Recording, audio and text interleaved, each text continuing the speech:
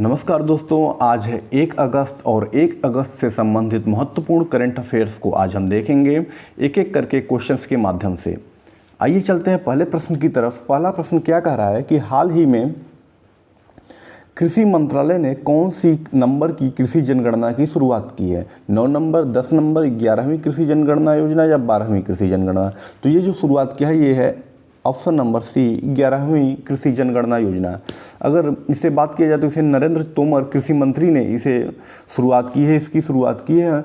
और वर्तमान दोस्तों अगर इसकी बात करें तो ये प्रत्येक 5 वर्ष पे आयोजित की जाती है। इस बार यह क्या हो रहा है, लेट से हो रहा है कोरोना के कारण। और दोस्तों अगर इस बार की बात करें हम कृषि जनगणना की 2021-22 की बात करें तो यह पहली बार डिजिटल रूप से होगा, यानी कि इसके जो आंकड़े होंगे वो स्मार्टफोन या टैबलेट के माध्यम से अंकित किए जाएंगे। आइए चलते हैं अगले प्रश्न की तरफ।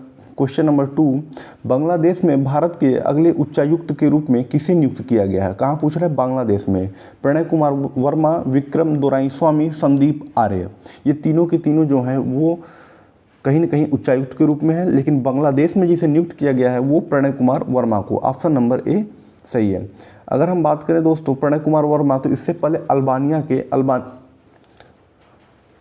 माफ़ कीजिएगा वियतनाम में थे। प्रणय कुमार वर्मा कहाँ थे? तो ये वियतनाम में थे। विक्रम दोराईस्वामी की बात की जाए तो ये वर्तमान में कहाँ के बने हैं? यूके में उच्चायुक्त के रूप में नियुक्त हुए हैं। संदीप आर्य की बात की जाए दोस्तों तो ये कहाँ है? वियतनाम में। तो बांग्लादेश में जो इसका सही आंसर है क्या है? बांग्लादेश में भारत के प्रणय कुमार वर्मा। ये इनको तस्वीरों में आप देख सकते हैं। चलते हैं अगले प्रश्न की तरफ। विस्टल चर्चित लीडरशिप अवार्ड से किसे सम्मानित किया गया है? अवार्ड का नाम याद रखिएगा, विस्टल चर्चित लीडरशिप अवार्ड। ये दिया कहाँ जाता है? तो ये यूके में दिया जाता है दोस्तों। और ये विस्टल चर्चित की तरह असाधारण कार्य करने वालों को दिया जाता है। किसको दिया गया है? बलराज बेगच को, मारियो द्रागी, जेलेंस्की या फिर मोहम्मद सबा अल सलेम अल सबा। अगर इसमें दोस्तों बात किया जाए तो ये व्लादिमीर जेलेंस्की जो कि यूक्रेन के राष्ट्रपति हैं उनको दिया गया है। किसके द्वारा दिया गया है? तो बोरिस जॉनसन के द्वारा दिया गया है। आपको याद रखना है कि वो मानते हैं कि इन्होंने असाधारण तरीके से वहाँ पर जो युद्ध हो रहे हैं उसका नेतृत्व किया है। बलराज बेगच की बात की जाए दोस्तों तो ये कहाँ के राष्ट्रपति बने हैं? ये बने हैं अल्बानिया के।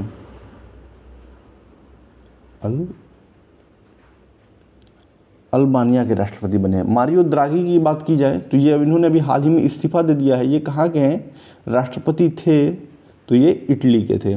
मोहम्मद सबा अल सलेम की बात करें तो ये कुवैत के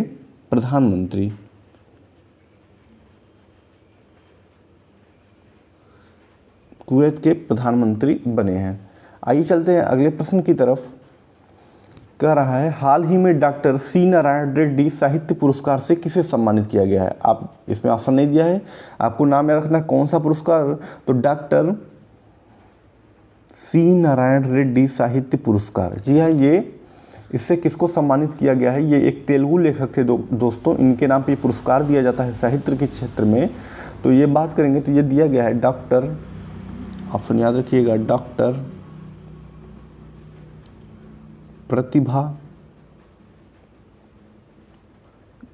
प्रतिभा रे को दिया गया है। ये एक उड़िया लेखक है। अगर इनकी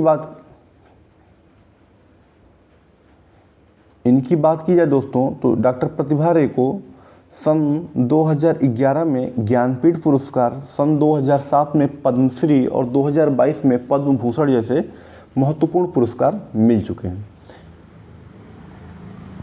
चलते हैं अगले प्रश्न में। तो इसमें कह रहा है 8 कोर उद्योग सूचकांक में किसको सर्वाधिक महत्व दिया गया है? इस्पात उत्पादन को, रिफाइनरी उत्पादन को, कोयला उत्पादन को या विद्युत उत्पादन को? दोस्तों इसमें जो सबसे ज़्यादा महत्व दिया गया है वो दिया गया है आपको रिफाइनरी उत्पादन को। हाल ही में ये आंकड़े जारी हुए हैं, इसमें रिफाइनरी उत्पाद को सबसे ज़्यादा महत्व दिया गया है। देखिए इसमें एक क्रम के बारे में 8 जो कोर उद्योग हैं उसमें कौन कौन से हैं? तो रिफाइनरी उत्पाद जो कि नंबर 1 पे है, उसके बाद है बिजली, स्टील, कोयला, ये सब क्रम से हैं, एक एक क्रम से। सबसे पहले रिफाइनरी, बिजली, स्टील, कोयला, कच्चा तेल, प्राकृतिक गैस, सीमेंट और उर्वरक। चलते हैं अगले प्रश्न की तरफ। वो क्या कह रहा है, भारत में भूजल का सर्वाधिक उपयोग होता है। किसमें भूजल का सर्वाधिक उपयोग होता है, घरेलू उपयोग में, औद्योगिक में या सिंचाई में? दोस्तों इसका जो सही जवाब है, घर जो बिजली भूजल है उसका जो सबसे ज़्यादा उपयोग होता है वो होता है सिंचाई उपयोग में। यह सिंचाई उपयोग में बात करें अगर हम, तो ये आपका होता है 89%। औद्योगिक की बात करें दोस्तों तो इसमें जो होता है वो होता है 9%, और घरेलू में 9% और औद्योगिक में बात करें अगर हम तो ये होता है आपका 2%। तो सबसे ज़्यादा उपयोग जो होता है वो सिंचाई में होता है। ये आंकड़े किसने जारी किए हैं दोस्तों, तो ये आंकड़े जारी किए हैं केंद्रीय भूजल बोर्ड ने इसको जारी किए हैं। आइए चलते हैं अगले प्रश्न की तरफ। अगला प्रश्न कह रहा है, हाल ही में प्रधानमंत्री ने अंतर्राष्ट्रीय वित्तीय सेवा केंद्र प्राधिकरण के मुख्यालय भवन की आधारशिला रखी है। आपको बताना है कि ये आधारशिला कहाँ पे रखी गई है, गुजरात में, आंध्र प्रदेश में, हरियाणा में या इनमें से कहीं नहीं। दोस्तों ये जो ये रखी गई है ये गुजरात के गांधीनगर में। ऑप्शन ए सही है, गुजरात के कहाँ पे, तो गांधीनगर में।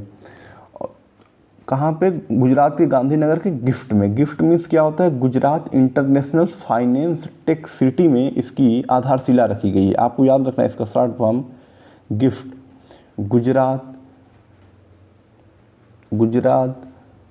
International finance tech city. जी हाँ, यहाँ पे इसकी आधारशिला रखी गई। किस चीज़ की, तो अंतर्राष्ट्रीय वित्तीय सेवा केंद्र प्राधिकरण की। चलते हैं अगले प्रश्न की तरफ दोस्तों। अगर यहीं पे ऑप्शन की बात कर लें, आंध्र प्रदेश के विशाखापट्टनम में क्या शुरू हुआ है, तो फैमिली डॉक्टर प्रोजेक्ट शुरू हुआ है वहाँ पे। हरियाणा की बात करें तो हरियाणा में पुलिसिंग के लिए स्मार्ट ईबिट योजना की शुरुआत की गई है। 10 नंबर पर चलते हैं, गूगल स्ट्रीट व्यू को कितने सालों में लॉन्च किया? जी हाँ, ये सालों यहाँ गलत है, ये कितने शहरों में लॉन्च किया जाएगा? जी हाँ, गूगल स्ट्रीट व्यू ये 360 डिग्री व्यू होता है। यही कहीं पे जो कैमरे द्वारा कैप्चर किया जाता है उसका 360 डिग्री व्यू लिया जाएगा और उसको गूगल स्ट्रीट व्यू के माध्यम से लॉन्च किया गया, जिससे क्या होगा, लोग वहाँ के बैठ करके पूरे दृश्य को देख सकते हैं। तो ये अभी फ़िलहाल 10 शहरों में लॉन्च किया जाएगा। है क्या, बेसिकली ये जो सड़कों पर जो घूमने वाले होते हैं डाटा संग्राहक, उनके द्वारा या वाहनों के बैकपैक्स पर जो कैमरे लगे होते हैं उनसे कहीं की भी इमेज ली जाएगी। किसी चौराहे की मान लीजिए इमेज ली गई है, उस चौराहे को फिर 360 डिग्री में चारों तरफ की इमेज से कन्वर्ट किया जाएगा और फिर इससे क्या होगा, इससे वहाँ का पूरा विस्तृत दृश्य जो है उसे देखा जा सकेगा। आइए चलते हैं अगले प्रश्न की तरफ। 11 नंबर, राज्य के विधानसभा की, ये पूछ रहा है बेसिकली ये क्वेश्चन, किस राज्य के विधानसभा की सबसे ज़्यादा दिन तक बैठक चली है? किस राज्य की विधानसभा की सबसे ज़्यादा दिन तक बैठक चल सकी है? ऑप्शन नहीं ला पाए, ऑप्शन आपके सामने रख देते हैं। 61 दिन तक, 43 दिन तक, 40 दिन तक या 34 दिन तक।